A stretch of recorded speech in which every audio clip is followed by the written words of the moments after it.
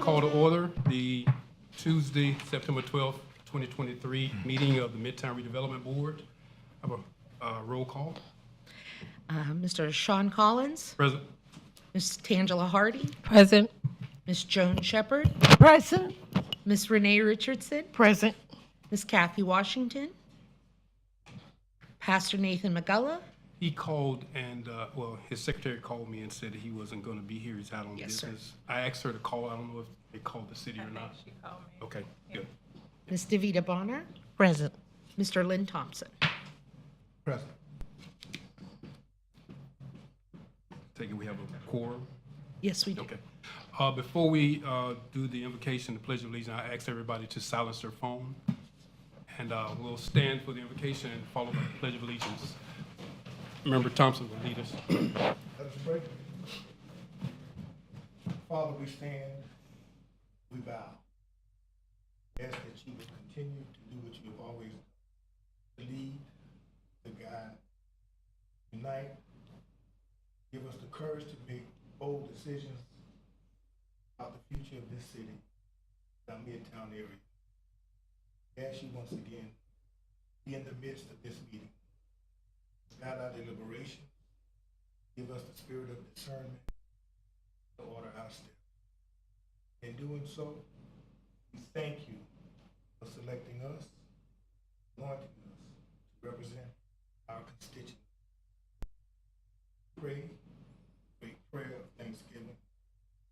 Pray right now, Father, continue to protect the city and its leadership and its citizens. Each day, those days.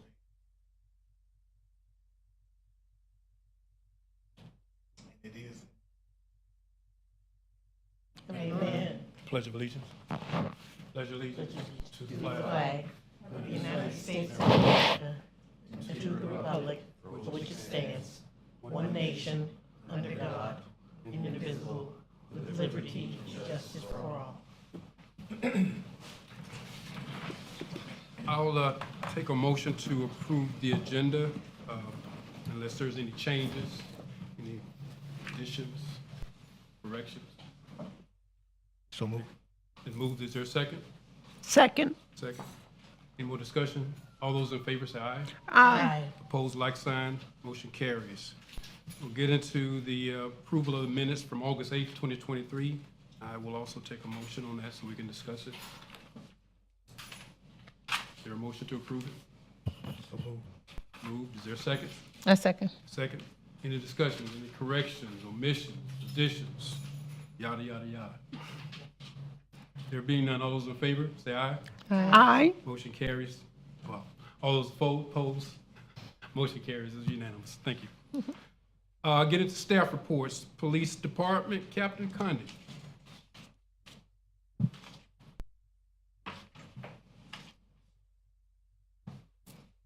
Good evening, all. Oh, Captain Condon, Daytona Beach Police Department. And the current rough estimates of our staff numbers are 3,483 calls for service between our last Midtown meeting and approximately September the 9th. 695 overall reports completed, 334 citations, 73 felony arrests, 77 misdemeanor arrests, 82 motor vehicle crashes, 12 hit-and-run investigations, and as far as our Group A persons crimes, we had 27 entries, and as far as our Group A property crimes, we had 31 overall entries. So unfortunately, we're still in that transitional period where the actual percentage stats for increase or decrease are not available, but believe me, rest assured, at the moment I do have those, I'll be sharing them all with you. I do have some positive news to share. Our staffing numbers are improving significantly, so that's obviously good for the citizens of the city. And I'd also like to let everybody know that we just created a new crime suppression team consisting of 1 sergeant and 5 detectives. Their responsibilities will include proactively addressing crimes and crime trends and conducting proactive operations. So we will be splitting them between District 1 and District 2, but as far as District 1 is concerned, obviously my primary focus is the Midtown area to help improve the quality of life for the citizens there. In addition to that, we have an additional motor officer that was assigned to the traffic enforcement unit. So in addition to quality of life complaints, traffic and speeding has always been one of the most consistent. So hopefully things will continue to improve as far as staffing goes, and we'll be able to continue to supplement these additional specialized units. Next question. Do the crime stats go down to a certain degree once school starts? It depends on what crime. Typically, violent crimes will spike in November, but when school starts, you do see somewhat of an increase in like fights and quality of life issues, but there is a somewhat decrease in property crimes. Unfortunately, a lot of the, misguided and unsupervised juveniles do get into a lot of trouble over the summer months. That's where we typically see an increase in car breaks and burglaries and that sort of thing. So I can tell you as of right now, even though I don't have the actual, accurate statistical numbers, I can tell you just based off experience that our crimes are going down across the board as far as persons and property crimes. Typically, when I would receive the entire CompStat report, I would be looking at upwards of 15 to 20 pages of overall entries, and every single one of them would be, well into the 20s. And for the entire month and a half, still sitting in mid-20s for the most part. So I can tell you that, the numbers are still looking very well. And obviously, with the implementation of these new units, we'll continue to see that improvement. More questions? Sunday? I'm interested in a crime prevention unit. What's the thought process? Where did it come from? Did it come from a chief? Where did it come from? Is it mirroring after some other FBI or something like that? No. So I can tell you, I was actually a member of the crime suppression team. After my preliminary time in patrol, the crime suppression team was a unit that we always had. Unfortunately, due to the staffing, some of the numbers dwindled to the point that the group was disbanded. Some of the members of that CST team were absorbed into what we have known as the VCAT unit, the Violent Crime Apprehension Team. So VCAT now has, its staffing set, but we saw the immediate need to proactively address some of the crime trends. So obviously with our staffing looking good, the chief was obviously a huge proponent in, proactively taking action. So we were very fortunate to have the numbers where we were able to meet what we needed, and we were able to develop the new team. But we've always had it. Unfortunately, for the past year and a half, they were not in full service. I want to make sure I get the nomenclature right. Is it crime suppression or crime prevention? Crime suppression team. So I'm not crazy about that term, but how do you suppress the crime? I can understand preventing it, but how do you suppress it? So their task is going to be broad. I can tell you that my time on CST, as it's typically known, is you monitor the crime stat reports, you monitor spikes in crime, any current trends. If we have a series of car breaks, then you know that you need to gauge what time frame they're occurring, Okay. and then you would conduct proactive operations. More units out there that Exactly. sometimes- okay. So that we would proactively be able to conduct operations and, ideally either prevent the crime or catch it when it is occurring. When I was a member of CST, we were very fortunate that we were able to conduct street-level narcotic buys, prostitution operations, and that sort of thing. In time, we will get there as far as, open air drug markets has always been a complaint in the area. It has dwindled somewhat in the past, but we do see the need to take that action again. So our special investigations unit is dedicated to long-term narcotic investigations. So CST, once we get everybody trained and well-versed on what they need to do, then we'd be able to cross that bridge and also encompass the street-level narcotic operations. Is there a lot of community involvement? Or is it just you sitting there looking at the stats and saying, okay, there's a lot of crime on the intersection of MLK and Second Avenue? We've always been incredibly fortunate to have the support of the community. Okay. So, obviously some people always have a concern about the information they provide coming to light. Mm-hmm. So, I think I shared it a month or two ago as far as the ability to submit information anonymously. So that's always an option, but we've always had the support of the community members. A lot of times we do get offered by businesses, hey, if you guys want to come down and use the business, or even private residences have offered us, the ability to sit in their homes and actually conduct surveillance if needed. But that sort of operation takes a little bit more training, and, in time, I feel comfortable that we'd be able to effectively execute those operations. I'll pick your brain on something. How do you see, I mean, how would you, if you were given the wand for a day, how would you make it so that our community gets away from having to report crime anonymously to where it's reported in the open? Because when you do it anonymously, that means the criminal has the upper hand. You understand what I'm saying? I think a lot of that's going to have to do with education, and it has to do with the ability for us to communicate effectively with the community. If there is a sense of trust going both ways, if there's a sense of respect going both ways, I think we would be able to bridge that gap. Right. Every officer and every community member has their own strong suit and their own weaknesses. That's ideally, one of the driving forces between what we do now, which is, if you walk into any one of our buildings now, the placard, across the wall is professional public servants. So if we can get that message across to the members of the community and they feel more trust in us, then that would be a huge asset for us to do and, improve our relationships. But I would say that we've been very fortunate. We've always had the support of the community. There's always a couple of outliers, that's the very small percentage. But I think once they see what our objective is and once they see the actual results of some of these problem areas, and, not just significant, not just earth-shattering events or incidents, but some of the smaller quality of life issues, we'd be able to significantly improve that relationship.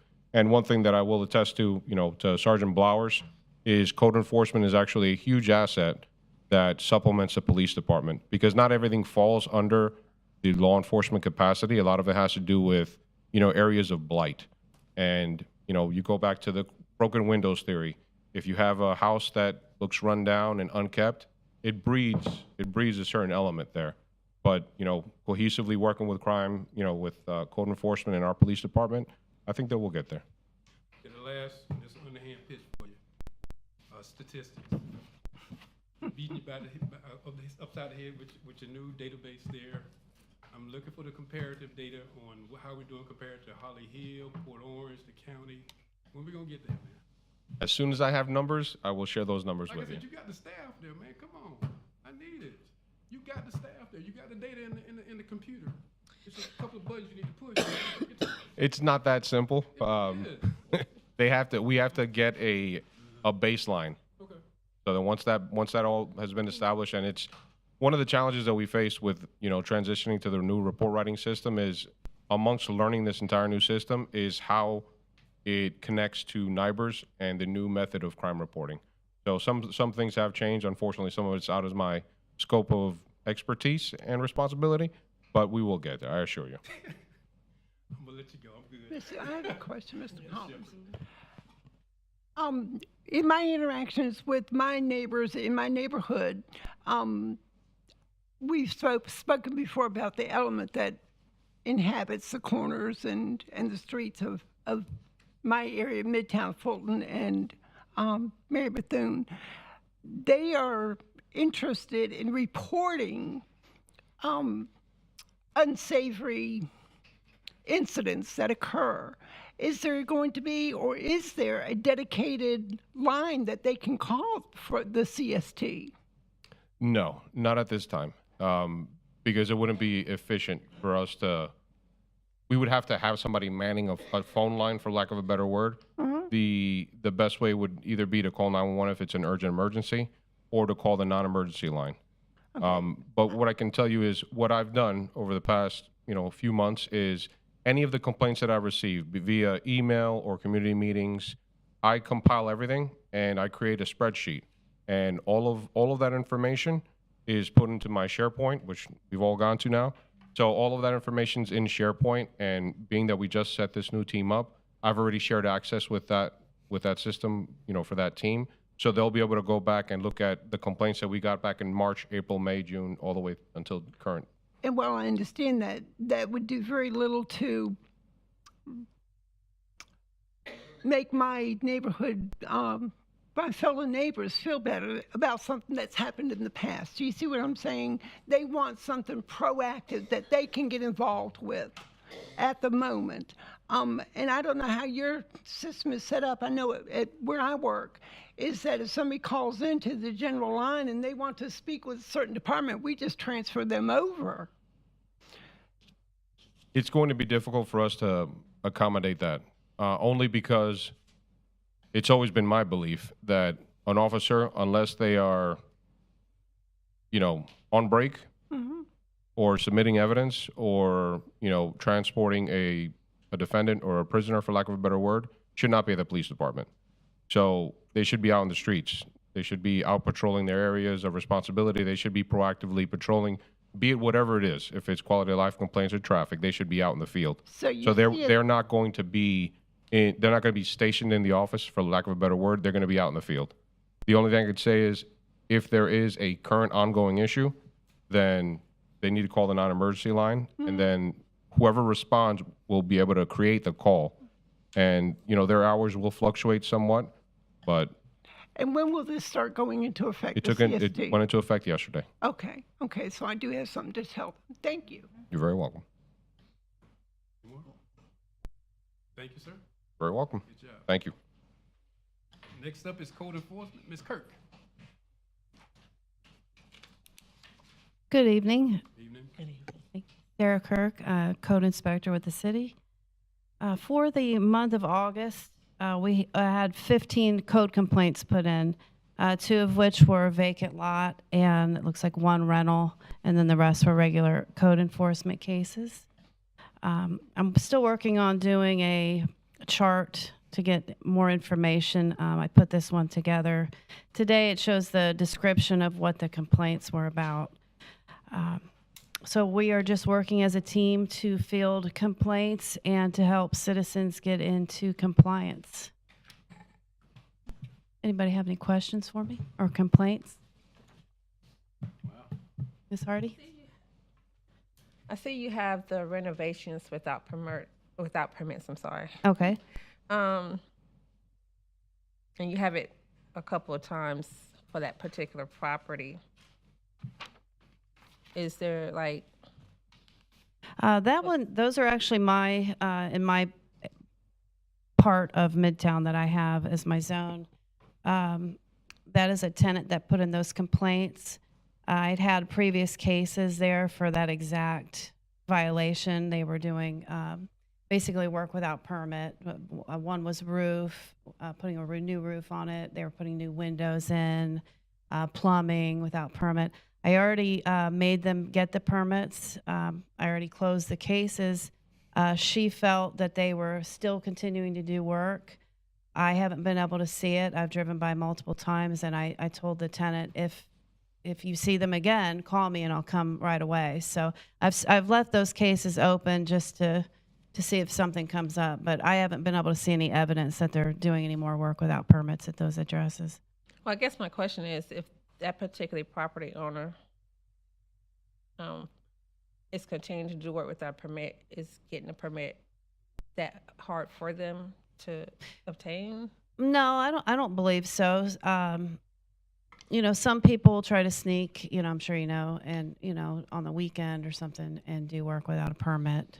And so I think that was what they were insinuating these people were doing. So I don't think it was a question of they couldn't or having issues getting the permit on this particular one.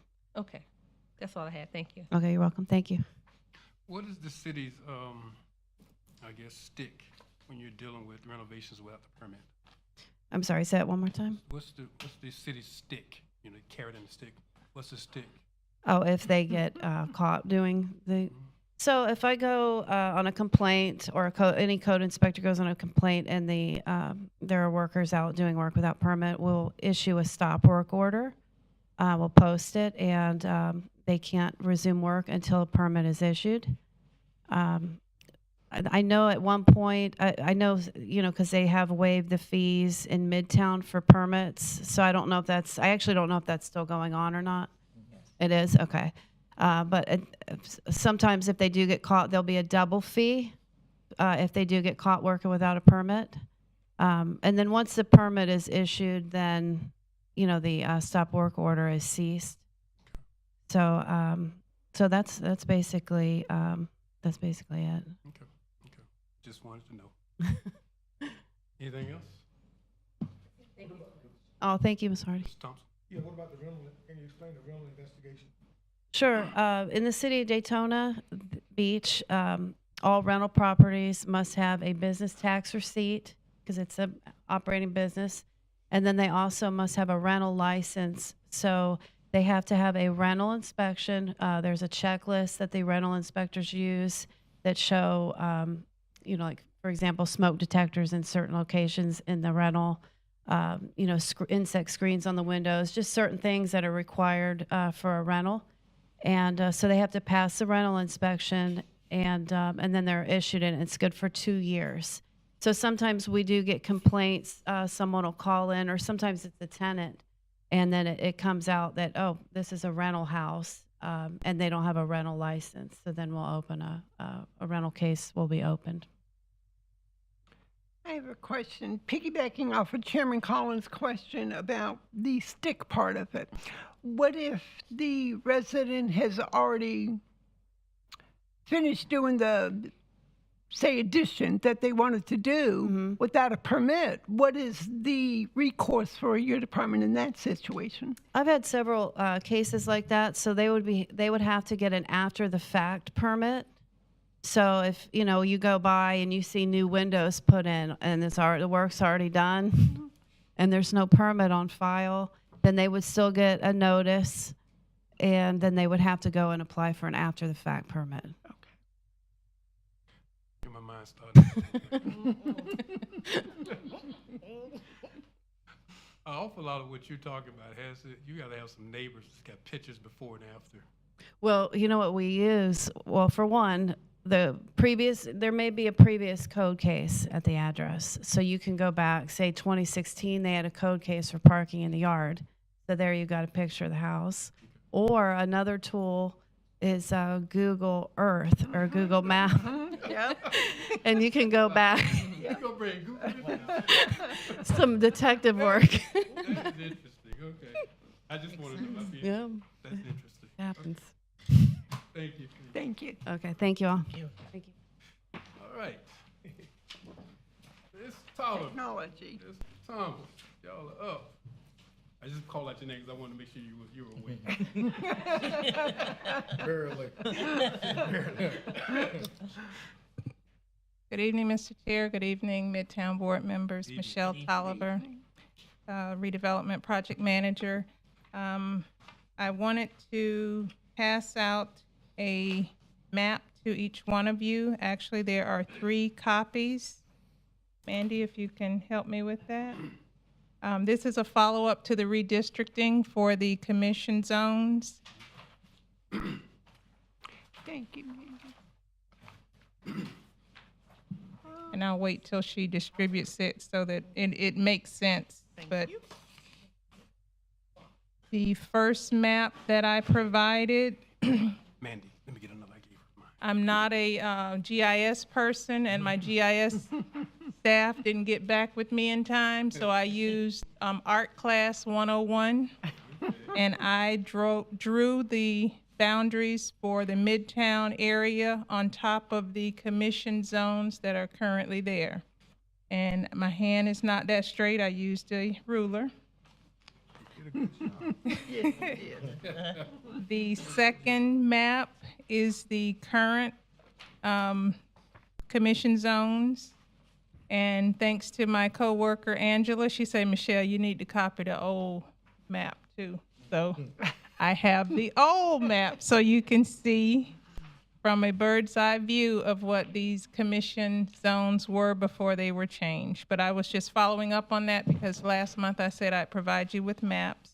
And if anyone wants electronic copies, you are welcome to ask me. Otherwise, these can be found on our website, other than the one where I drew in the Midtown boundaries. And as I mentioned, let me point out, up in the part of the map closest to the top of the page where it looks like pink up in that corner, that's Commissioner Strickland's area. And Pastor Mugala is not here tonight, but that area used to be Commissioner May's area.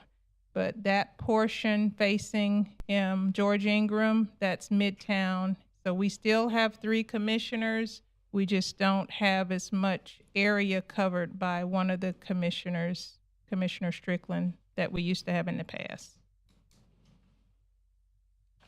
And I don't know if you have questions on that. Otherwise, I'm going to move on to the next item I have for you, which is, I do yes. have one question. All this time, and I thought I knew that the boundary, the southern boundary, you're telling me the southern boundary for the most part, the southwest boundary anyway, is Orange Avenue? Yes. Why did I think it was Bellevue? Why did I think it was Bellevue? Not sure.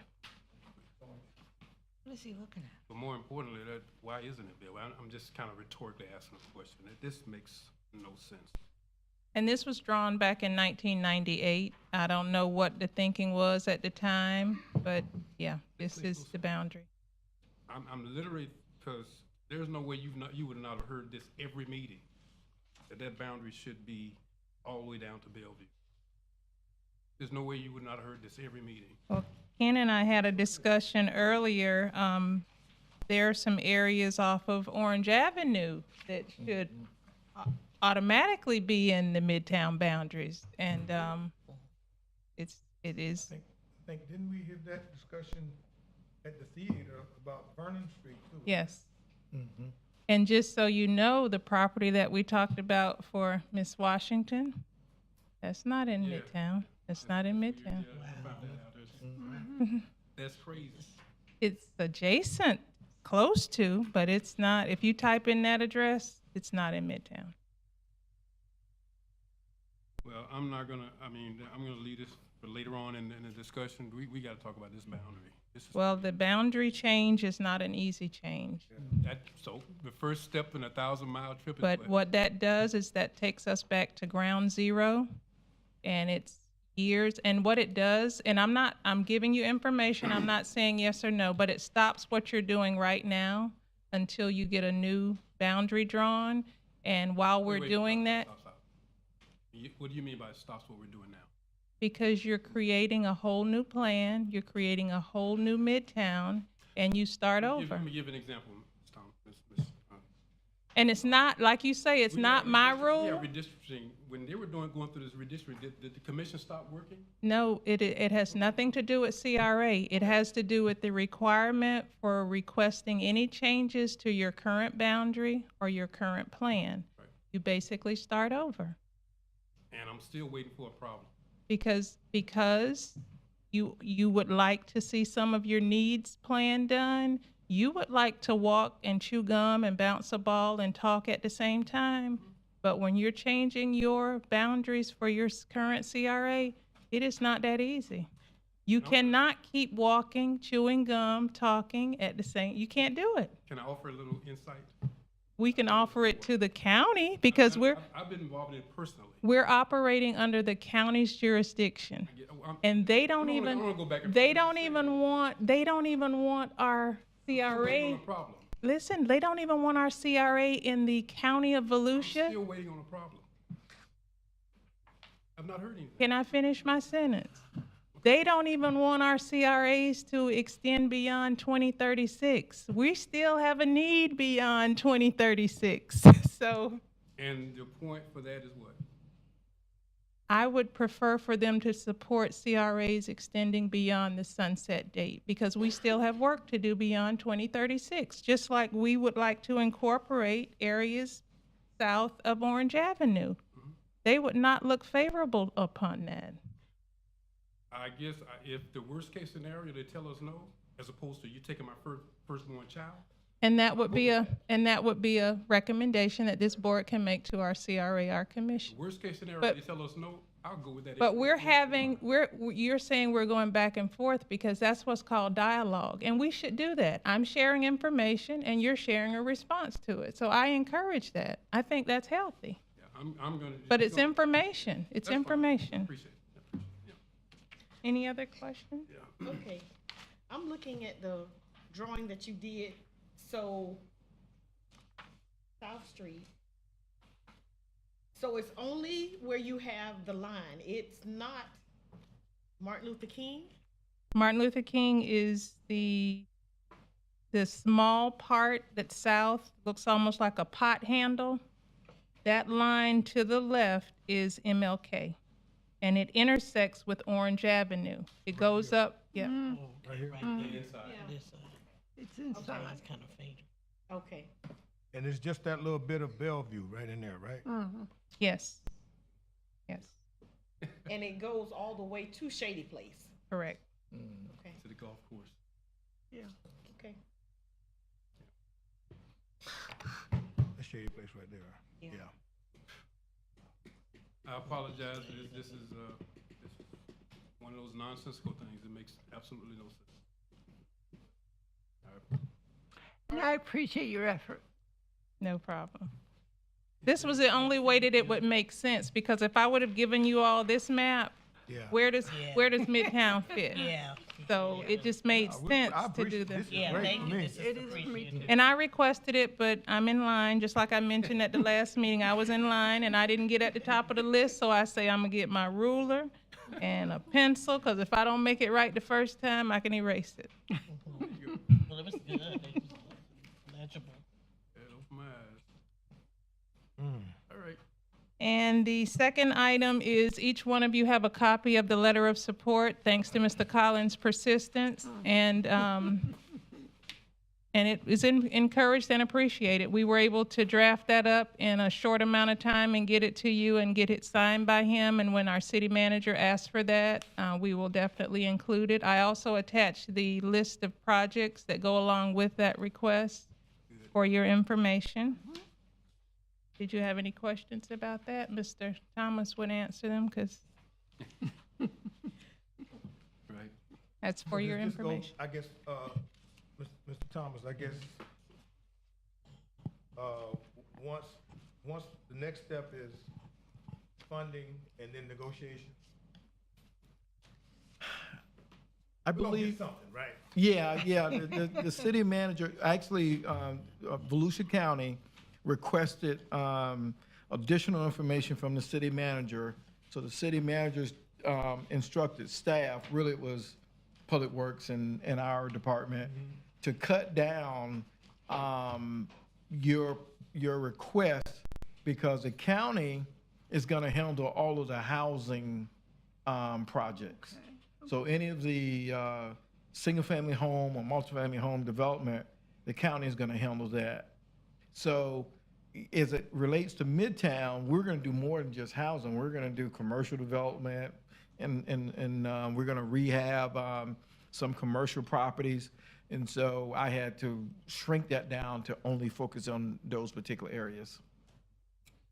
And so afterwards, I didn't mention, so the city manager has submitted that to the county, and so he's waiting now for the county to determine who they're gonna fund and how they're gonna fund it. So we got our fingers crossed. Okay, question. The $100,000 that we're requesting, Oh, it's more than, I mean, it's a million. oh, just 100 million. You can write that with your checkbook, you know, but, yeah. Please disregard what I was about. Okay, all right. Because I'm confused, I was about to. No, we're talking millions. Okay, okay, I like this, I like this. Mm-hmm. Yeah, I like this list here. And one other question, the roundabout. Yeah. We, go ahead and ask, I think, Because that's what I want to talk about that. Look, actually, I want to talk about that as a board here. Okay. Because we're at a point where if the county tomorrow says, here's the money to get these projects going. Well, number one, I don't have the buy-in from Cookman that that is something that they want.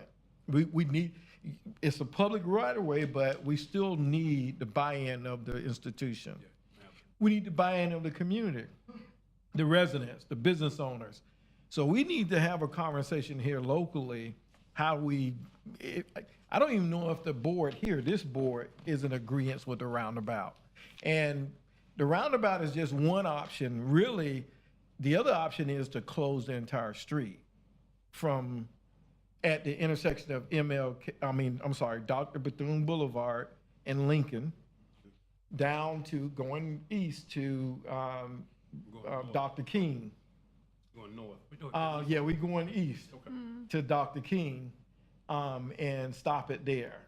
And so you can have access on Dr. King Boulevard, and you can go through MMB, but you won't be able to make a left-hand turn into the school's property, or at least going, in there where Whitehall is and the other areas. So there is a option to close the entire street permanently, make it just pedestrian, or close it for a period of time during the day, open it back up, at whatever particular time, or just do roundabouts at those two intersections.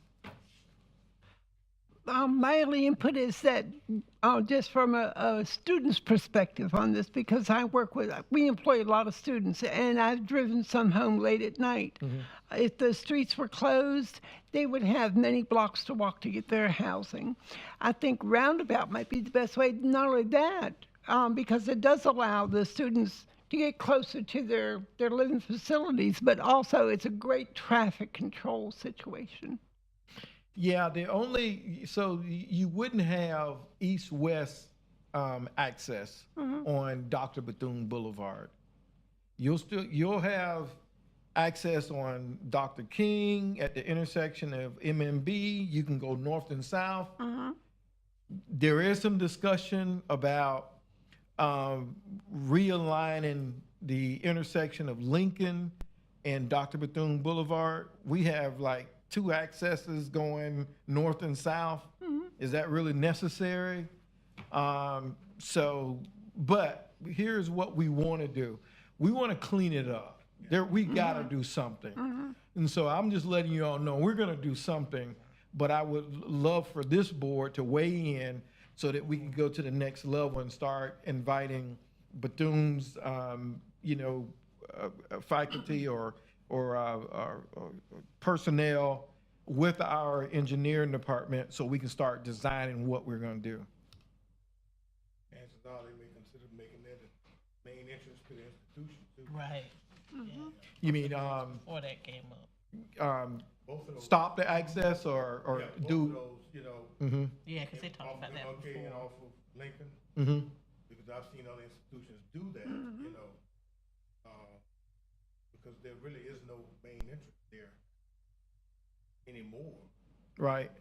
We need to do something. We need to slow the traffic down for one. And also two, with things that are happening in the United States today as it relates to Violent crime. On campus, yeah, on campus at Right. HBCUs. Yeah. absolutely. I'm really concerned about, giving that That's kind of what happened access. At Spelman and Morehouse, what they did, Mhm. the exact same scenario happened. Right. And they closed them off. So we really have to be serious about it. And I think we're at the point where it looks like we're gonna have some resources, because it's gonna take a couple $1 million probably to do what we're talking. And while we have the resources, let's make sure that we allocate it toward, the places in Midtown that we need to. And I do think, Create better. as a board, this will probably be an excellent communication challenge for us, for discourse and stuff like that. Because what seems to happen a lot of times in our community is who yells the loudest gets the most done, even if they might not have the most information. And so I think this will be a great exercise to get the university involved with the city and the board to really figure this out, because we're planning out for generations now. So, and the last thing about that, so while I had some internal conversations with staff, engineering, and the next step truly is getting all those parties together, because what we're gonna do is utilize some contractual services that we already have to start with the designing of a roundabout or closing of the streets. Yeah. And so that when we do have this money, I want to be able to say, we're ready to go. We're shovel ready. That's right. Okay. So let's set something up now. Let's set a schedule Okay. today. I know at Stetson University, they have, they've incorporated a roundabout, but one of the roads that are off the roundabout is the main entrance into their campus. So that's just an idea. Yeah, yeah, Stetson has I mean, it's a beautiful, you know, going down Woodland, right through the campus. Yeah. Yeah. So what do y'all think about, you know, taking this list and more specifically dealing with the project on Lincoln and Old Second Avenue? I think we need to. That's We've been fair. talking about stuff off and on through the years, but I think we definitely need to. Can we have that on, to try and make a final decision on how we're gonna proceed on the next, or is that too soon? Well, yeah, it's really too soon. I don't know if we could either workshop or we appoint someone from the board here to be sort of like a liaison, to sit in a meeting where we have the college representative, someone from the city, Public Works, so that we can start the discussion on how we're gonna do this. Because we're gonna have to, we're gonna have to have some meetings with the neighborhood too to get their input. Right. But we need to start it now. Let me tell you what my mind is. I know we don't have the check already, but I think we'll be a lot closer to getting that check if the ones who are writing the check understands that we're moving as though we got the check. And that's just Right. reality. Yeah, something Right. viable to give them. That's Yeah. just Right. reality. So And then come together. I don't want to stop this thing because I don't want to not start this thing because we don't have the money in our hand. Right? I tell you, I've seen major projects end up on DOT's work program without any push from anybody, but the ones who've been pushing it are operating as though they got the money already. That's just reality. I ain't talking about $3.2 million. I'm talking about $42 million projects. They're moving on it without any mention in any work program, nothing. I understand. So that's just my little 2 cents. I'd like for it to be on this agenda, but I'm just one vote. How do y'all feel about it? I would like to ask staff, I mean, is it you mentioned it might be premature, but I think we have the document in our hands, and I think we really need to, the roundabout stuck out to me. You know, because that discussion has been going on for generations, for decades, right? Everybody's from here, you know, when Daytona State closed off the avenue down there by White Street, you know, nobody seemingly knew about it. And then this discussion came about for several years, and the citizens got enraged that they didn't want to close off. It was Second Avenue at the time. Yeah, But, there was. but there've been people murdered on campus. There've been shootouts going right through there, you know, and we've got to protect that. We've got to protect the economic drivers of the city of Midtown. And that's what the institution is. You know? Absolutely. It is a huge economic impact Yeah. that the college Right. brings to this city, not just Midtown, just Yeah. the city in general. What I was thinking, Chair, was we don't have anything to present at the moment. We're starting the conversation, but of course, though, as staff, we're going beyond the conversation. We're actually starting the process. Because you're right, we are anticipating just as well that we're gonna have money. But we can't jump to design until we do some preliminaries. So that's why I want Public Works and the consultants to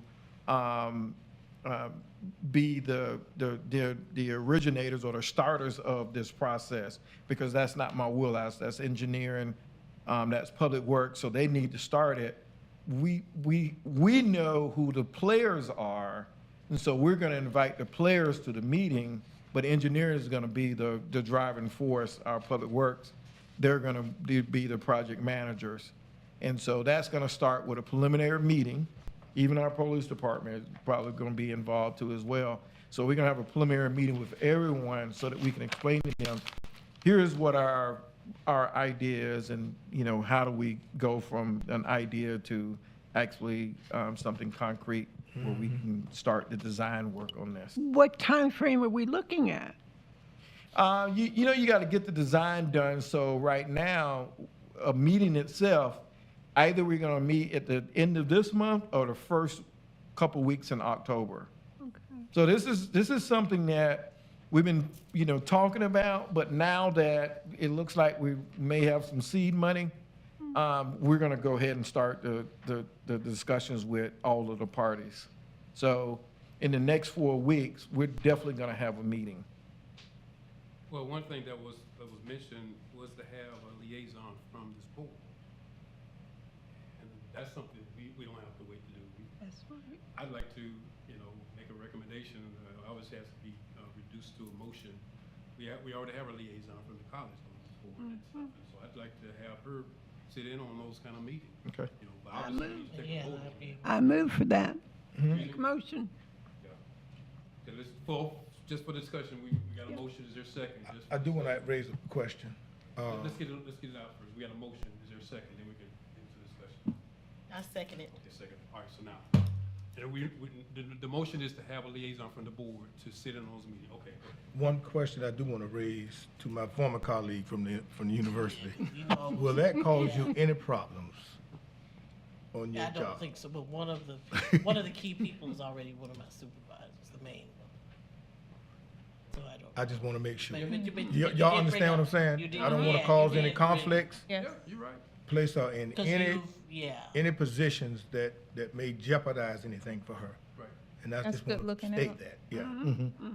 Because you're familiar with, yeah. Yeah, I mean, the you know, culture yeah. may have changed. So I just want to make sure. No, Yeah. not You understand? I mean. Yes, sir. Yes, sir. So that I would need Of to. course, we wouldn't have that on the highest of 7 hills, but that's a whole different. Right, but I mean, And David, getting the people together.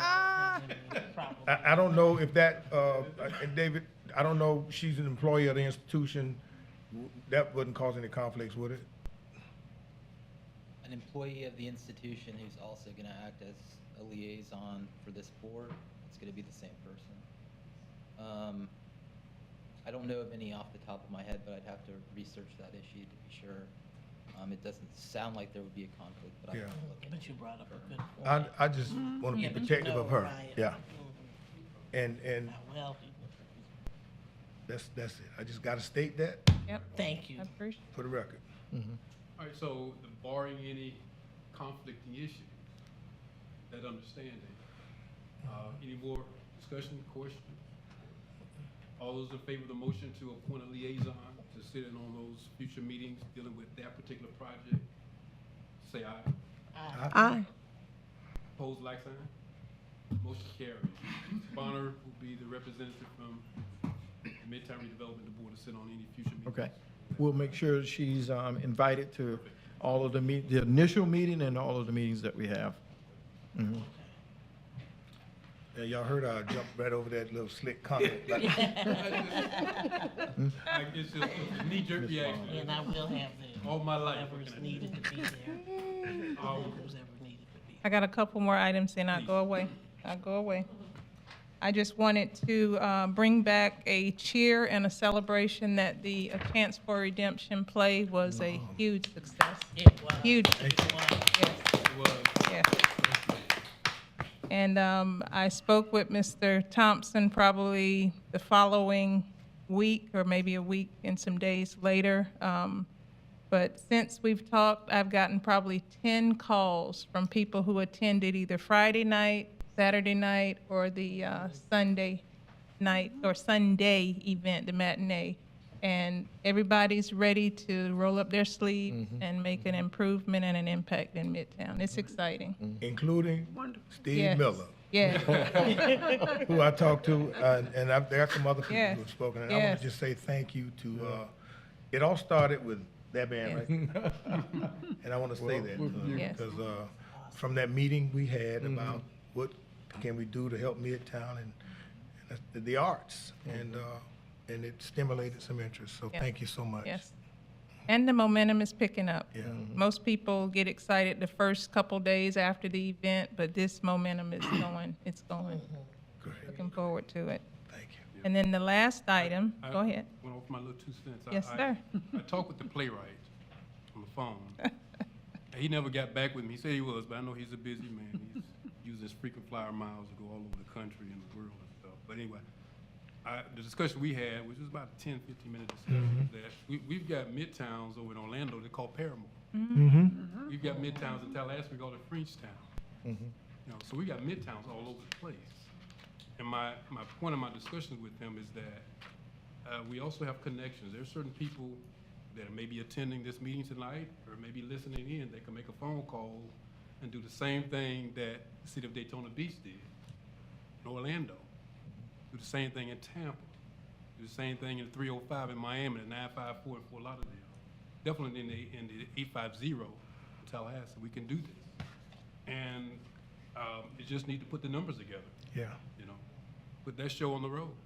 I agree. He never got back with me, but Well, we can do this thing. Yeah, we've had some We can talk all day. calls We from need to do people, something. and, you know, it's, I think that,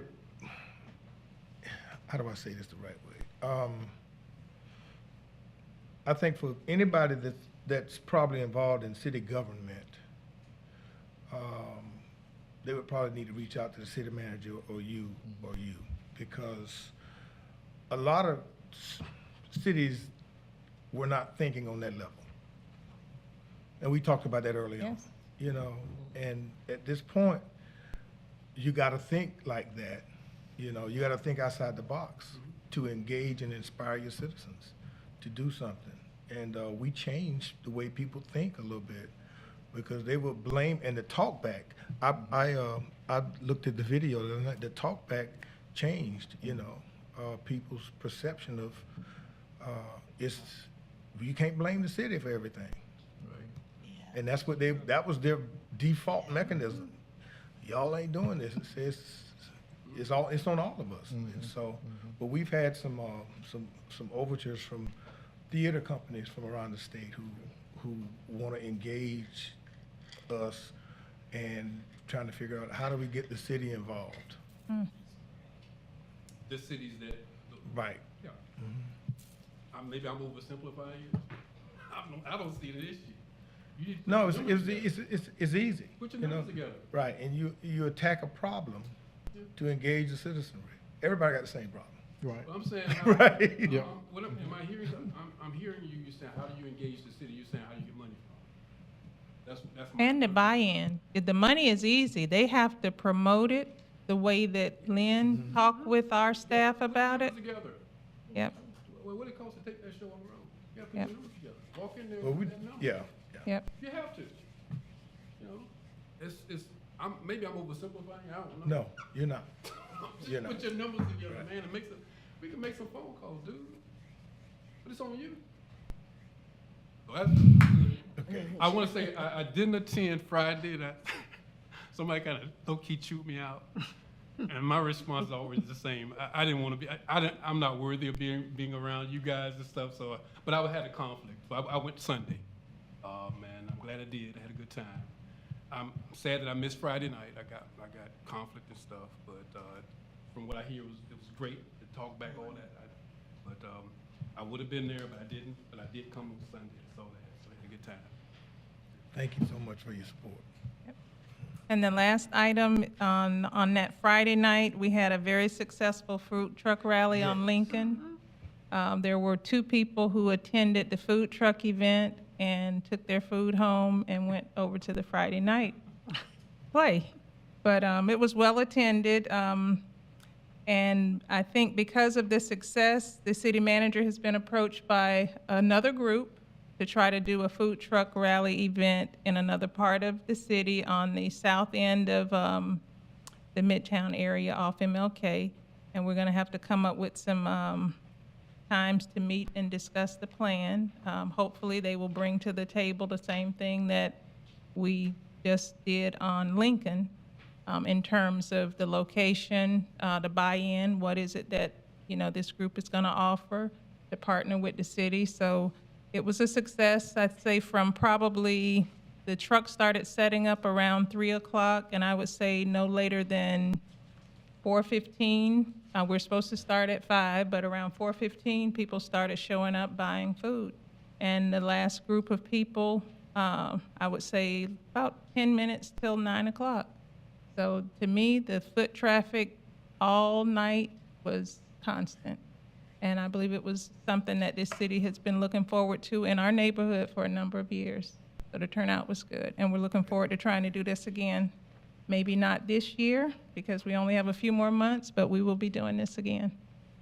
The vendors that are talking to you about the future ones, are they from the community? I've not talked with them yet. It's two ladies that approached the city manager as promoters. They want to bring food trucks to another part, probably the same group of food truck vendors. I've not talked with the vendors. We're talking about a promoter.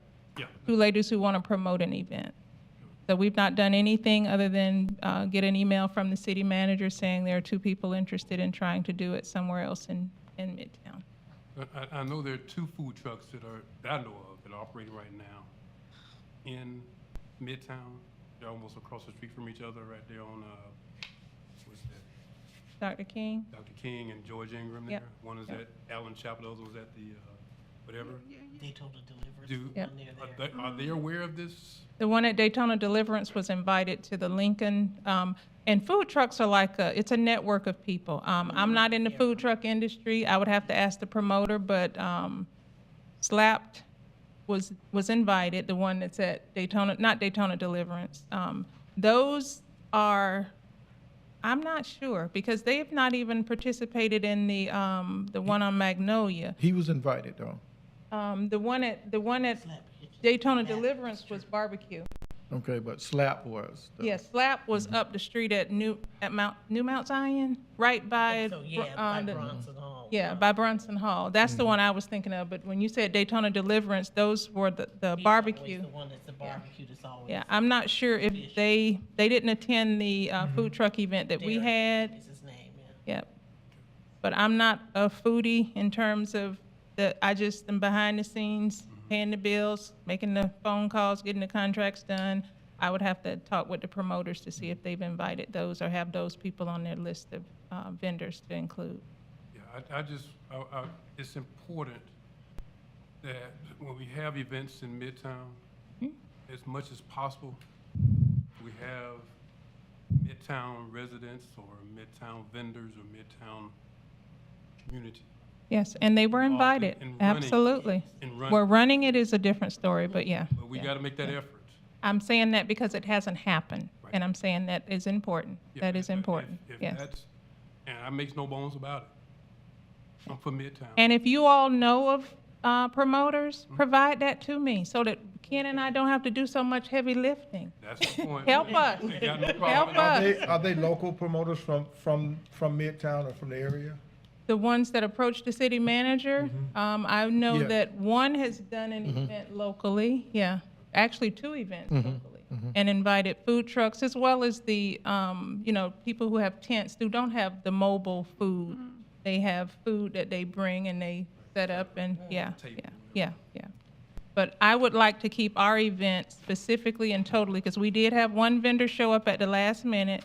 Food is good, the brisket is good, and the jerk chicken is good, but he did not have a food truck. But I would like to keep it a food truck event, not just show up, set up a table, set up your grill, because that gets into a different type of element in terms of food. We're talking food truck event, and then maybe after we get some under our belt, we can try to diversify. But a food truck event is just that. It's the food on a truck, and it's at an event. Food truck event. I get you. I get you. I have a question. Yeah. So I wanted to go back to, you said you had a lot of people that responded to wanting to participate and has that fire right now. Yes. What are we going to do to harness that? What are we trying to do to make that, for us to meet together, to bring us together so we can kind of keep that momentum going? The homework that I've given them is if you don't have the means, the money, or the power, reach out to somebody you know who has the means, the money, and the power and get in touch. Because, and this is just being totally honest, You can't do multi-million-dollar projects off of talking.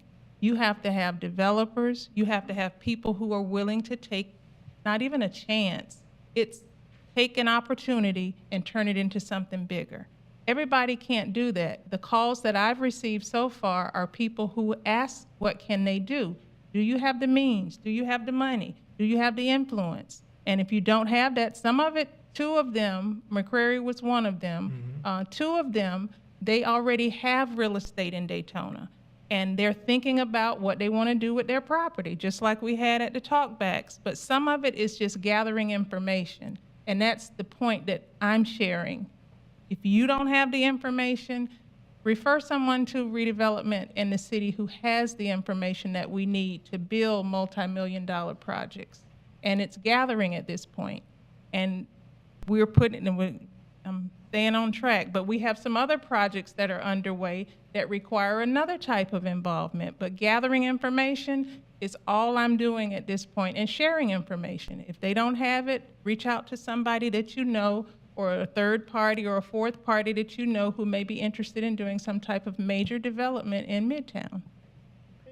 Names, emails, addresses. I have a spreadsheet that I mentioned to Lynn when we talked, and Mr. Thompson. And we have some, we have contact information, but we're building a database so that once we get to the point where we need to start turning dirt or meeting to talk about a project, we'll have contact information. But most of it is just gathering information and finding out what it is that they're interested in. Okay.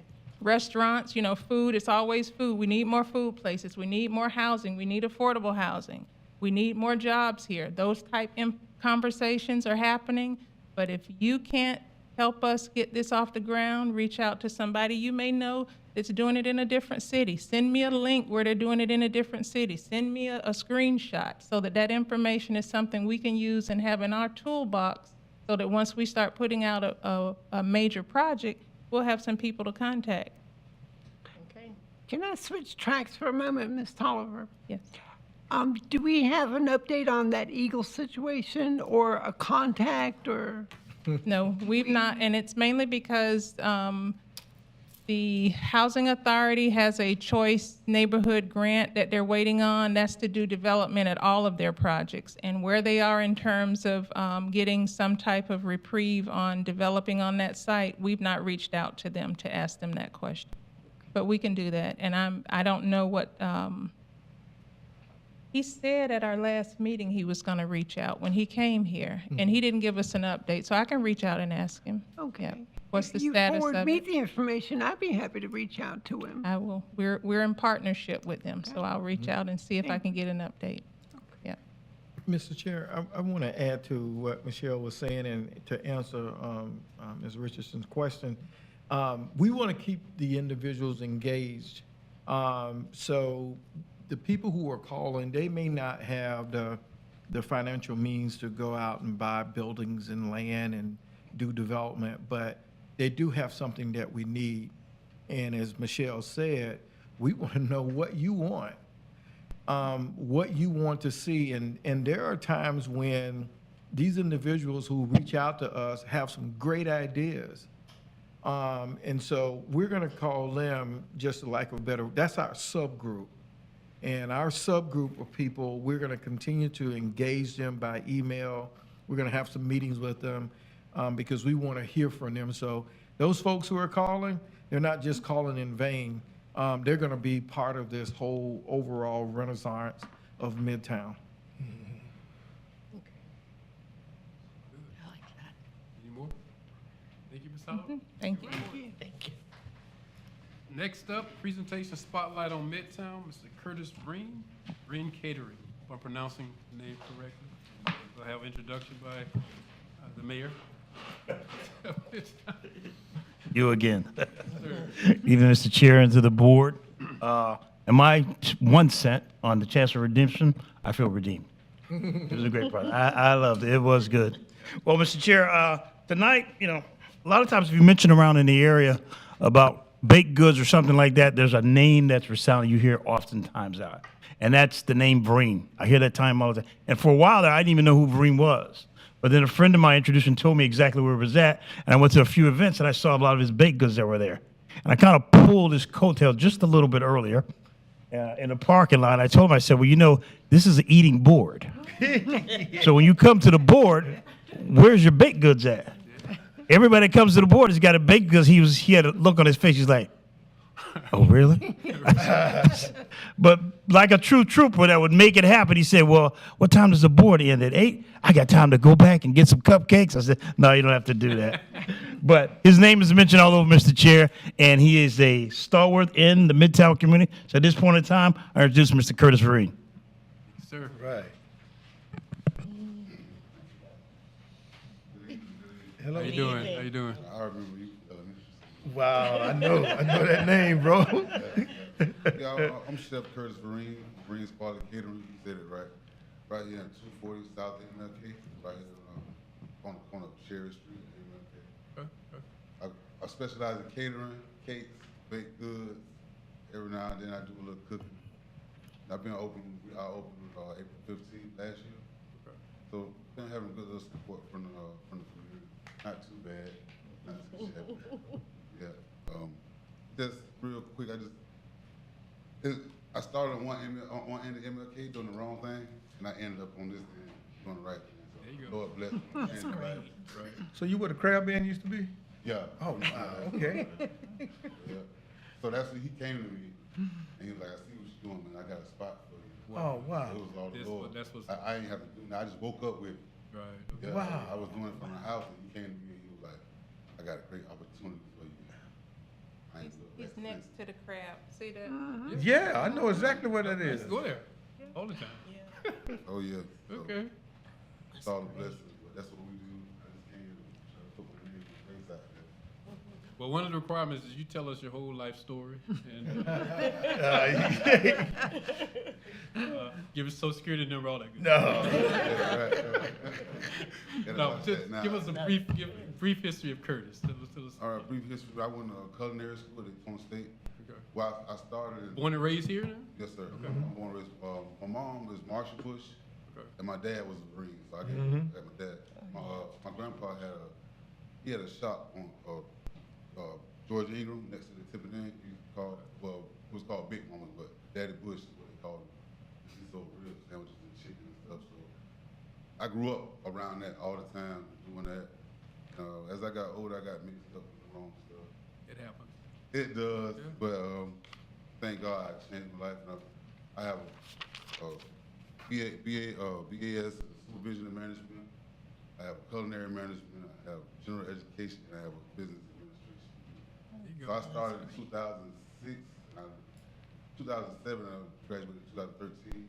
But with 4 degrees, so There you That's go. great. yeah, I knew I had to figure out Right. something that I was doing better than what I was doing. Mm-hmm. That's my brain. And Lord bless me with Yeah. natural cooking and smart. Oh, man. Good story. That's great. You got some cards? Yes, sir. Yeah. Ask them suckers out. That's what I'm saying, man. That's what it's about. There you go. We're going to pass them all the way around. Yeah. Yeah, I remember Mr. Bernie. Thank Yep. you. Y'all had Yep. that Sugar Mill. Oh, yeah. That's right. That's right. I know you. Which Bernie? Harry. Okay. Yeah. Good. Yeah. All right. That's good, man. I like that. Okay. Yeah, that is. I heard you guys talking about food truck also, and I own a food truck too. Yeah. We need. Do they have? You need to let them know because we need folk You just from give me a call. our community. We'll be ready. Yeah, we need folk from our community to participate in it. I mean, there's no reason why we shouldn't have something going on every week. It's for every weekend. That makes sense to me. But we got to crawl before we walk. Oh, man, this is great. Yeah. So get to the point where it's not anything major we got to prepare for. We just do it. You take the template out and put stuff in place and stuff. This is great. So appreciate it, man. That's what we need. Appreciate y'all for having me. Yeah. Miss Ann. I'm coming by next week to see you. I'm coming by next week to see you. You got a question? Miss from- Ann. Come on up, man. Come on up. We gotta get you for the record. Do the routine. Hi, Ann Ruby, 137 Park Avenue. I'm just wondering, it sounds exciting, because I love baked goods. What, do you sell retail out of the store? Okay, and what are your hours? From 9 to 4, mostly if I'm not catering.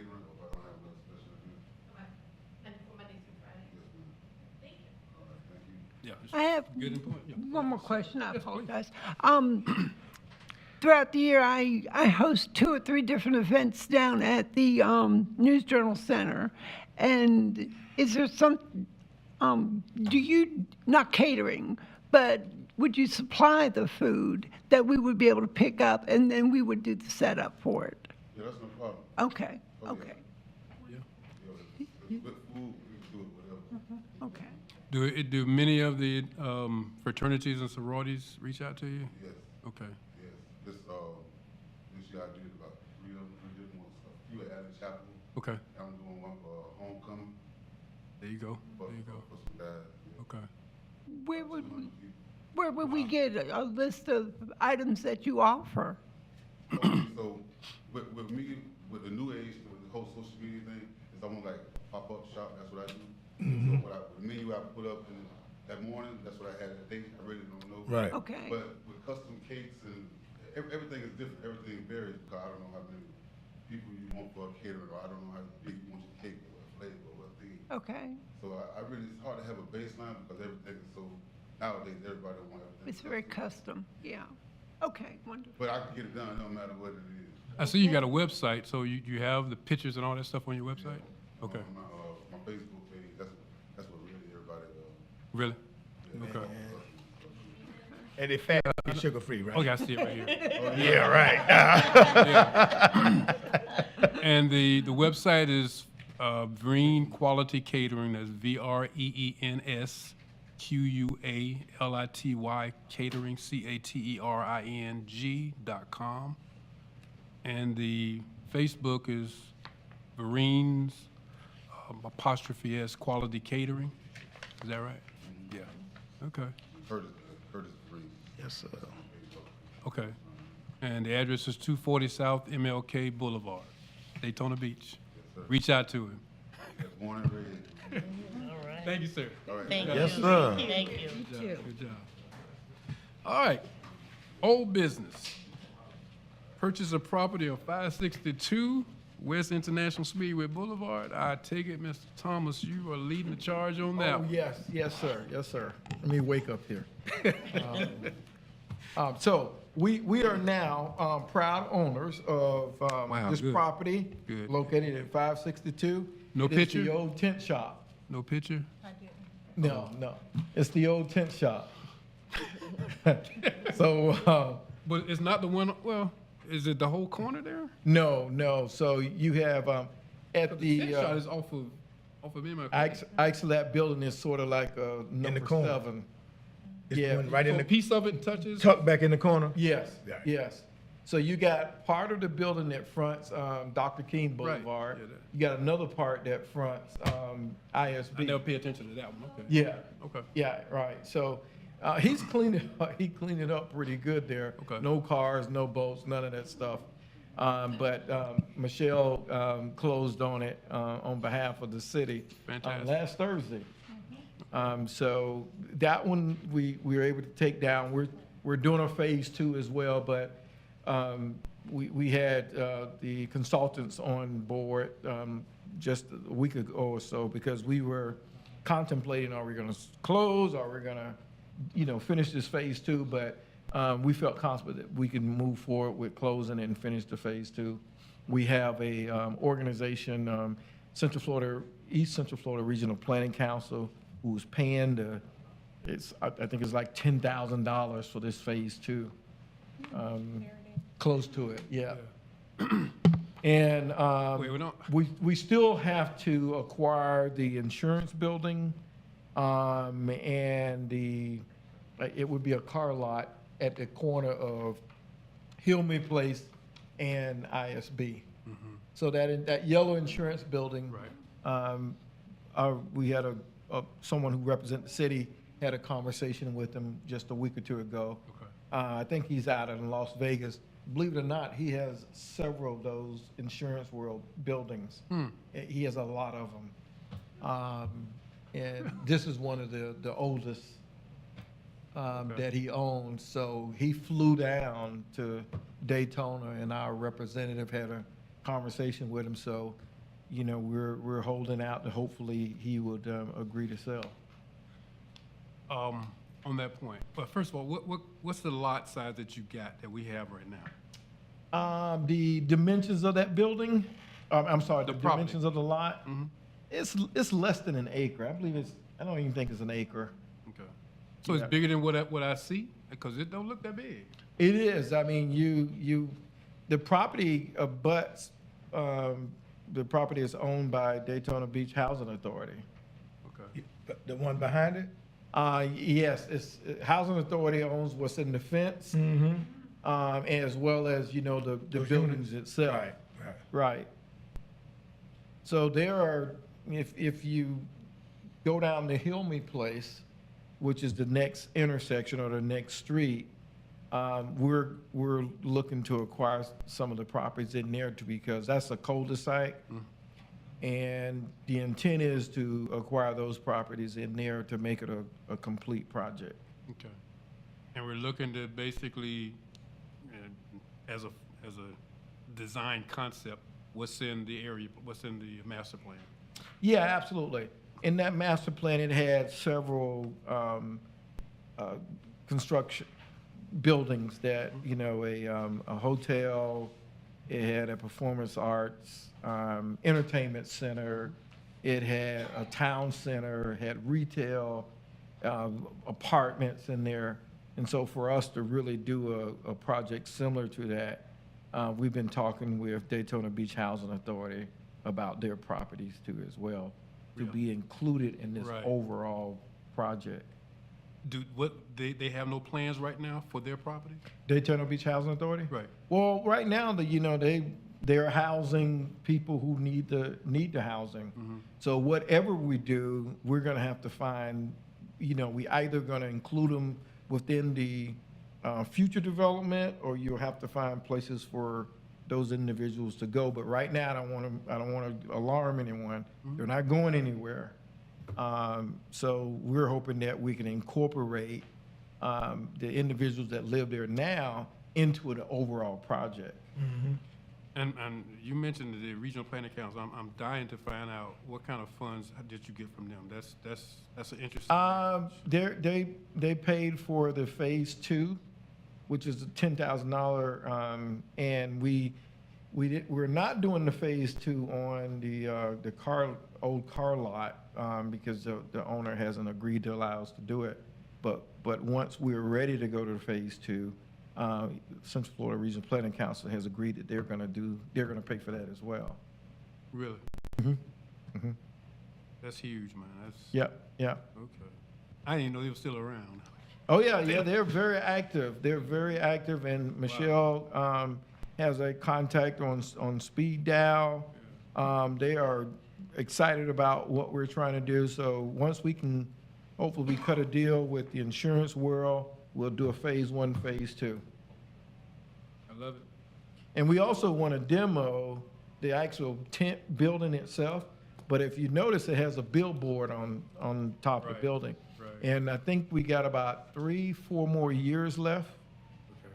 It's not an expensive proposition. If we decided to pay out what the agreement says, we'd rather not do that. But we would like to tear the building down to see some activity. We want to get it torn down. But we have to negotiate, figure out how we're going to get that billboard down first. And again, my mind's going here. The city, the college has other properties near that. I guess have to put some numbers together to find out what it would cost to put that same billboard some other place, as opposed to costing it out and paying them for what they're not getting if you tear it down right now. Those are options, because if you don't want to do it, if you don't have to delay what we're planning on doing, do some cost benefit analysis of moving that sign some other place nearby. Work out a deal. Just again, this is where my mind goes. Because if it don't cost much, put that billboard some other place compared to what it would cost to just pay them out for what they're losing in that advertisement for those next 3 years. It's worth looking into. Yep. Absolutely. Okay. Any question? I have one other item too. Sir. Last Wednesday, the city commission approved our finance department to move forward, or actually they approved the Truist Bank to be the funder for Midtown loan program.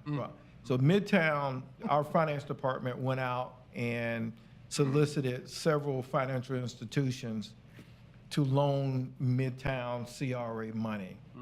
And based on the RFP, we got several banks who submitted a proposal. And the best bidder at the time is Truist Bank, and they have decided to lend us $6.5 million. So you have to have 2 readings because this is an ordinance that we have to pass.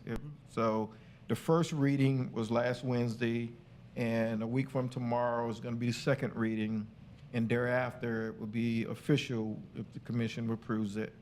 And then the money probably would be made available the end of this month or October 1.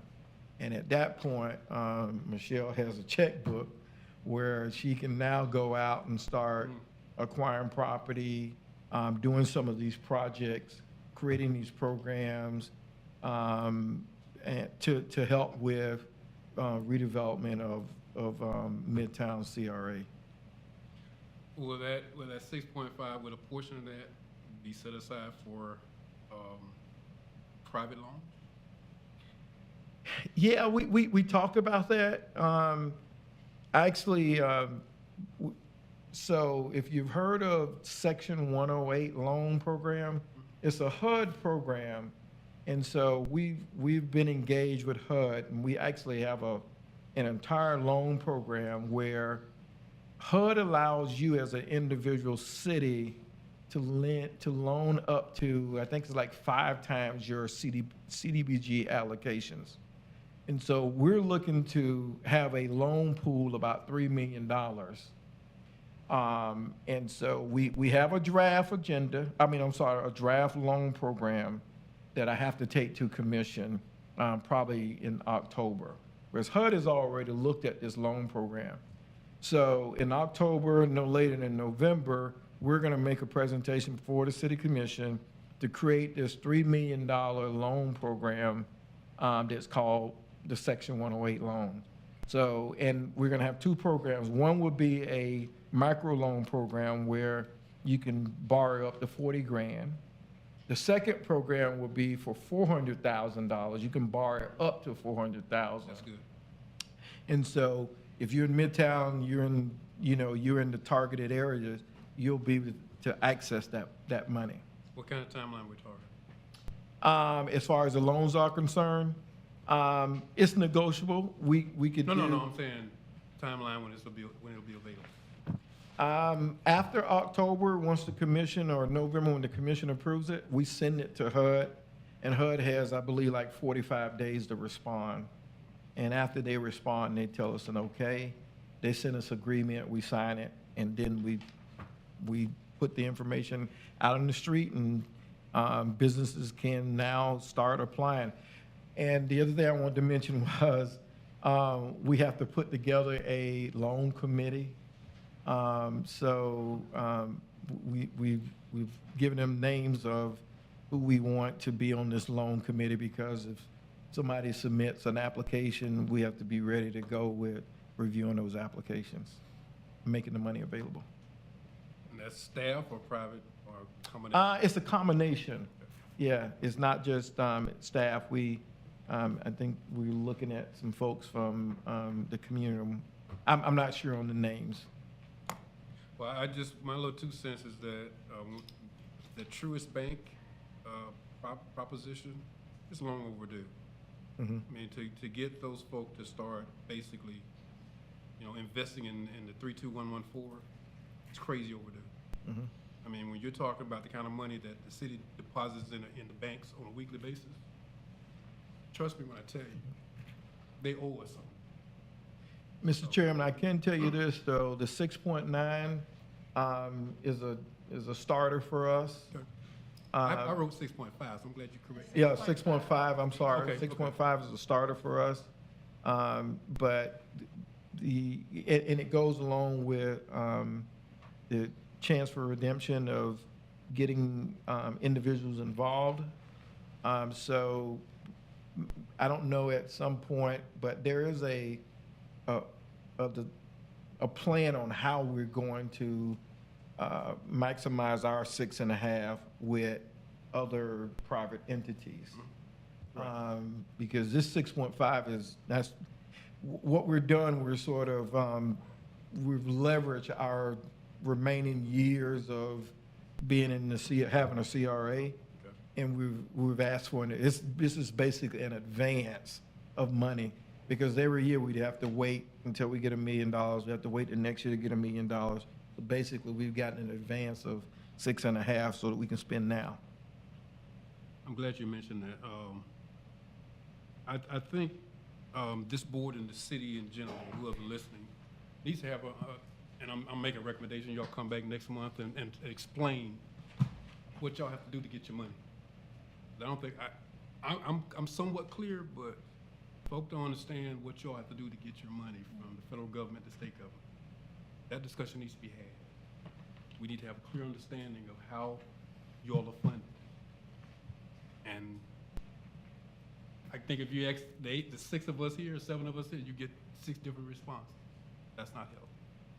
We need to understand how you all get funded and what funding sources are out there. I mean, what you talk about here, these are outside the normal funding sources, totally outside, but they're great. But you all need to get us up to date on, 20 minutes, whatever. That's my recommendation. Y'all come in and tell us how y'all get funding. Give us a brief history of CRAs, all that kind of stuff. I know it seems like a lot, but it's really not. If you could do that, I think it'll go a long way in understanding the stuff that you all have to go through. Because y'all are like the swans on the river. You're just moving close, real smooth, but you're paddling like hell underneath the water. And y'all need to let people know that. So that's my recommendation. That y'all got. We operating on a erroneous assumption that a lot of us know what's going on, and we really don't. So if you could do that between the 3 of you, Angie, Michelle, all of y'all, put something together and come back next month and just give us a little short history lesson, not history lesson, but an explanation on what kind of funding sources. Because all these, you're talking about the RPs, the Regional Planning Council, I'm telling you, that goes back years. They're a dying breed because we don't do comprehensive planning much anymore. That was their bread and butter. So I'm just surprised they're still around, but they got money, so that's good. But that's my 2 cents. Any other thing you want to bring up? No, sir. Okay. We're now on what? New business. There are none. There is none. Public comments. Do we get any, Mandy? Oh, we got one coming. Sir. Come on up. Yeah. Already up here. Since I'm here, Lewis, 130 South Franklin Street. I appreciated the meeting. I think the meeting was great. And again, a good point on the, I did a survey once because I've oftentimes, Mr. Chair, some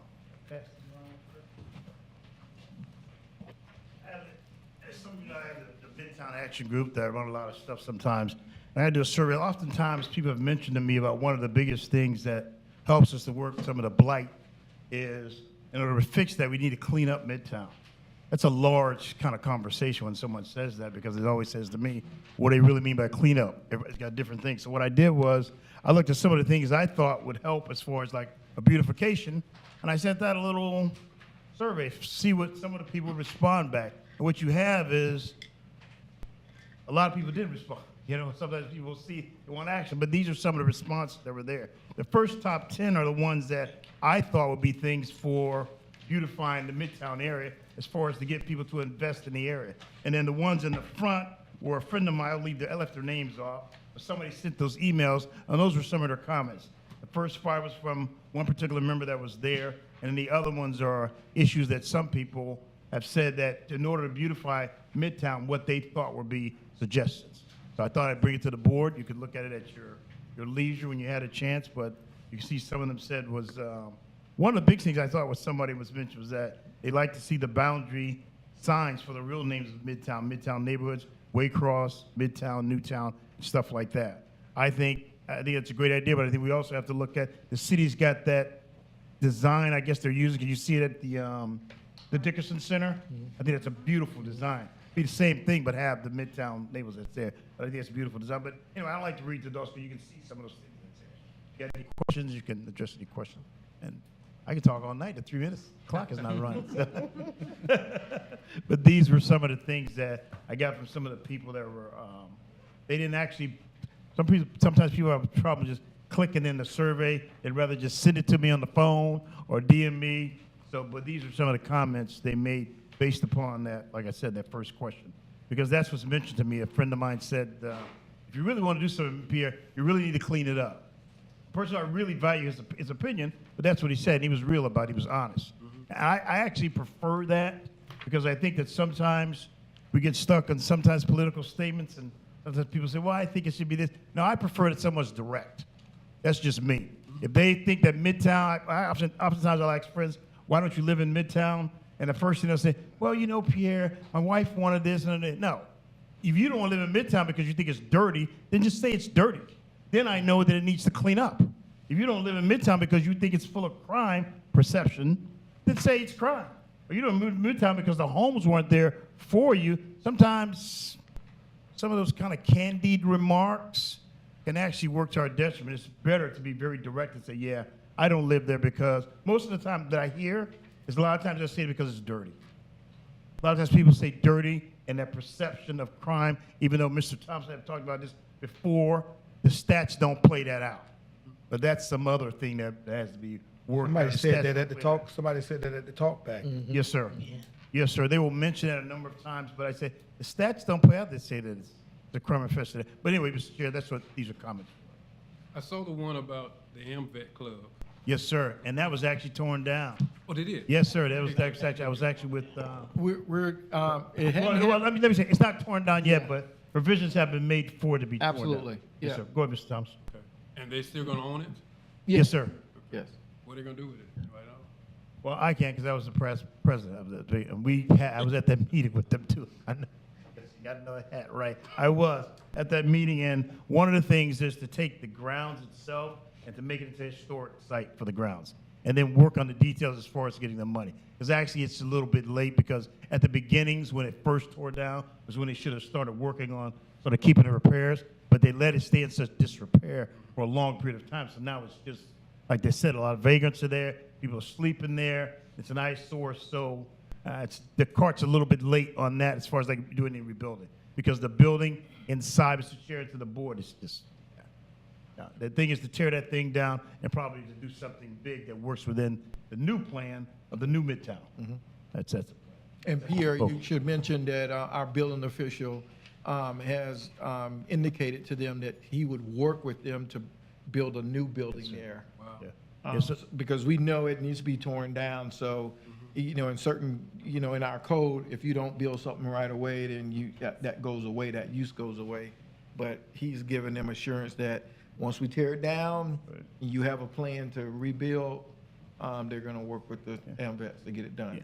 And there's a lesson to be acknowledged too in the creation of having some point of reference that's there, because the Veterans Bridge that I worked on is just up the street. The Veterans Plaza is down the road. Also, that the Orange Avenue building that they're talking about for when the women were here in service, that's there. So that's almost like a veterans kind of lane too. And what's significant about that is the fact that during that time when African Americans had to fight two wars, as they do, fighting one at home and fighting one abroad and stuff like that, that building was significant. So it's obviously it's a tear in the eye, a community tear to see that it has to be torn down, but it was burned down, it was in disrepair. So it really was, the bones of the building was really gone. Yeah. So that's what we're still working on, making sure it's got some sort of historic significance that's there, that it was there. And if they can build into a new sort of American Veterans Center, also make the acknowledgement with the fact that where African Americans were at that particular time, we don't want to lose that either. And it's abutting right up against I don't even know what the name is. New development. Whatever that new Midtown development is. something. Yeah, whatever that is. But what was offered from the city now? Well, I believe Michelle would know more so than I would. There's a time frame on if you tear, it's a non-conforming use right now. So if you tear it down, it doesn't necessarily mean that you can build the same structure back again. Okay. So, but the city has talked about making provisions to allow them to build another building there. Okay. They lost a lot Maybe of money. Get the impact fees waived or something like that, whatever. Yeah, I mean, they would have some impact fee exemptions because there's an existing structure. Okay. But the real issue is you tear it down, non-conforming structure, you're not supposed to, or at least there are some issues with you trying to come back building the same building because you have an existing non-conforming use. Oh, okay. So it shouldn't have been in the first place. Well, That what you're saying? I'm not quite sure that's the term used, but it's I'm a just bringing it down. Yeah, non-conforming use, yeah, yes. No, that's a $10 word for. Yeah. It shouldn't have been in the first place. So the assistance is maybe making it a conforming use or adding that to the use of that property. In this case, a nightclub. That's what it was. It was a nightclub / meeting place. No. It wasn't a nightclub, right? Right. Actually, what happened was What am I missing? It kind of Mr. Chair, you're right. It kind of migrated to that. It was not zoned for that, but it was actually a VSO, a Veteran Service Organization. Yeah. Now, that's an inner office thing that they decided to have more nightclub probably type of events that are there, but the AMVETS itself are a Veteran Service Organization. It means that they're actually supposed to be set in place where they're providing employment, or setting up for people to go out for employment. They have an Americanism program that's there. There's a scholarship fund that they're actually supposed to be having. Now, each commander that is there can run his or her post, like at the Boys and the Girls Club. You can be independent to run there. When I was the commander at one time, that was the biggest rub because I wanted to make it into more of an Americanism type of thing. But however, old, paradigm shifts. People were focused on the nightclub thing. But there are AMVETS that will have sort of a cafe. They don't necessarily have the nightclub thing, but they will have that part of that. So it wasn't really a nightclub, but they had nightclub stuff. Without getting into Yes, sir. details, we'll cut it short. Yes, sir. Does the organization have funds? A small amount. details. A small amount. Okay. Small amount. Okay. I need to join. I don't know why I haven't. I need to join. That was the next thing I was on. Yeah. Since you're Because this. It was down the right corner. Yeah, I see. Talk to Sean about Yeah. And I will, because that makes no sense. But we're getting to stay after the meeting. I don't want to talk. I got you. Okay. All right. Anything else? All right. Thank you, sir. Thank you. Good job. All right. Now meeting recap. Oh, I'm sorry. Thank you, Andy. Mr. Miller, you're up, and then Ann Ruby, you're cleanup.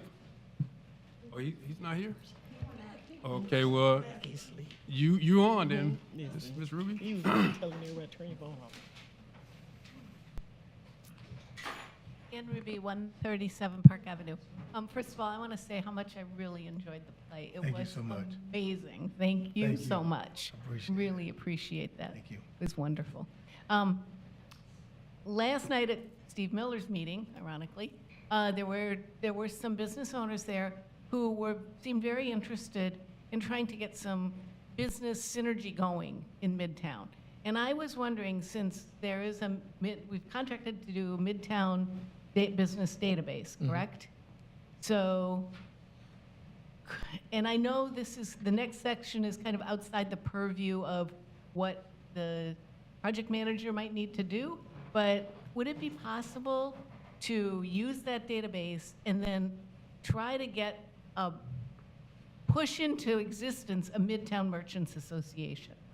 I don't know that the merchants themselves are going to coalesce and do that, but maybe with a little bit of guidance and a little bit of a push, you might get 4 or 5 together who'd want to take that on and push it forward. Because then you could get into being a special taxing district as well and paying for advertising. So I just think if anything, I know you guys have very full plates, But if you could, once you have the Midtown database, just give some consideration to that. I think there's a spirit in the community that wants to do it, and it's a matter of having people be able to find each. That's all. Good point. Thank you. Thank you. Mr. Miller, did he come in? I saw him for a minute. He left again. Bush? All right, Mr. Yeah.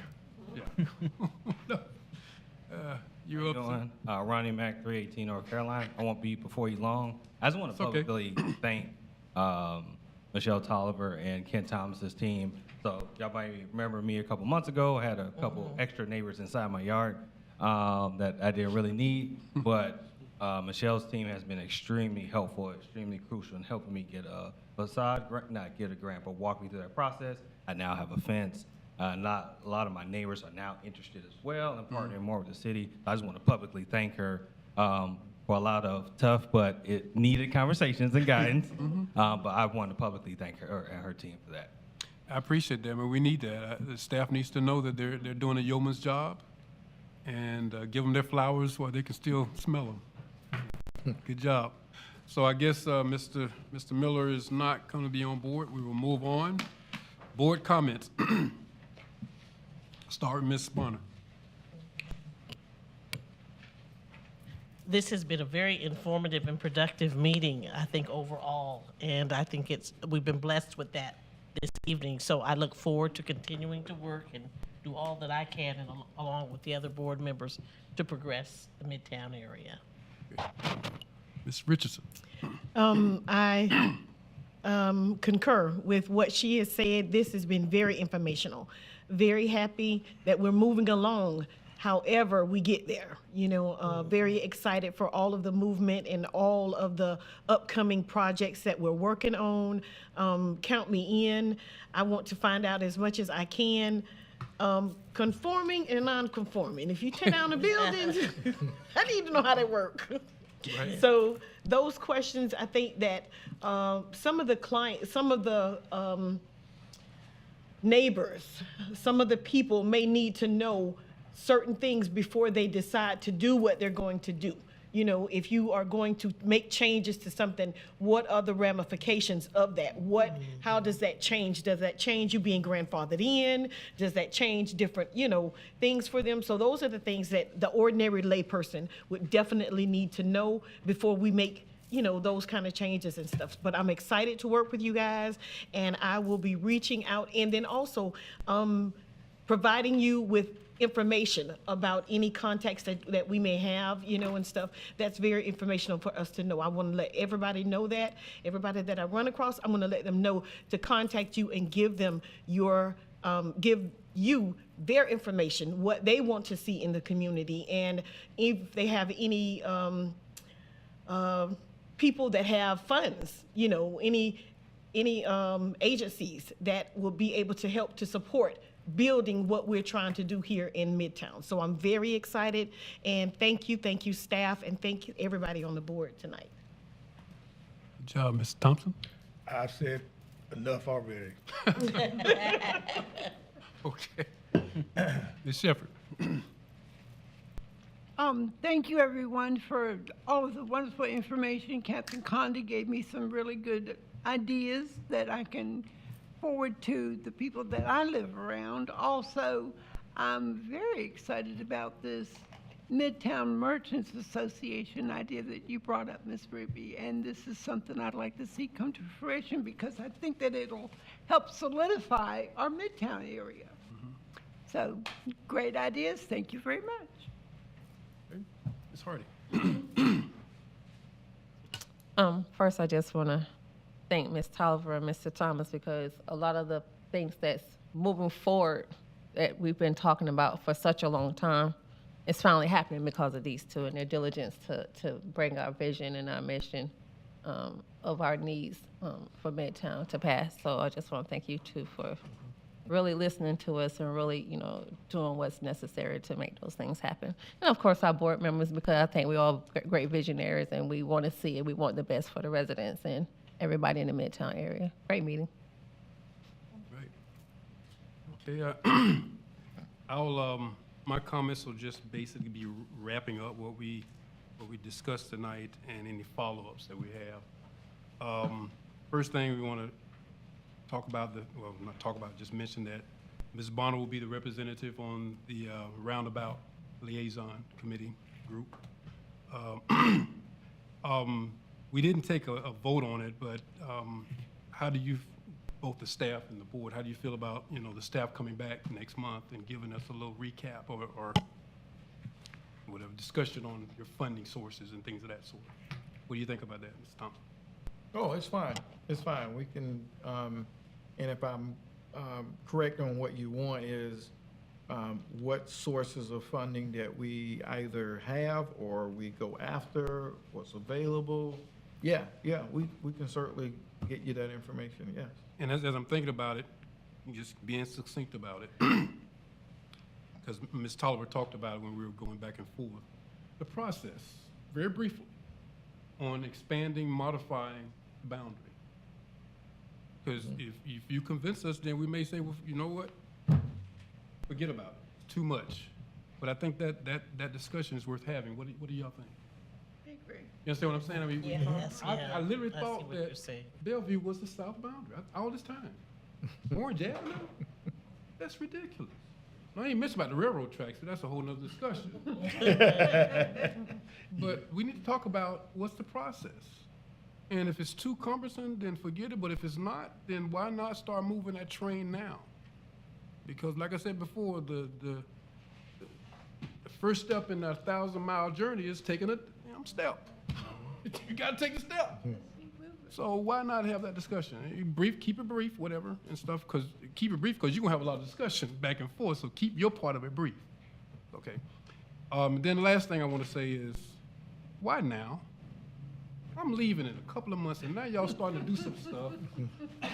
You know how teed off I am? I'm teed off. I won't get to enjoy this. This is crazy. 4 years on this bad boy, and now we starting to do some stuff. Now you see how important it is to have the right people in these positions? It ain't the system, folks, it's the people. You put the right people in the system, we got the best system in the world. We just had the wrong people in these systems. Put the right people in there, we'll do some stuff. And so that's my little 2 cents. I'm pissed off that I'm not gonna get to enjoy it, but hallelujah, we're doing some stuff. I'm gonna be proud to say I was one time a member of this board. So with that, we are adjourned. Thank you.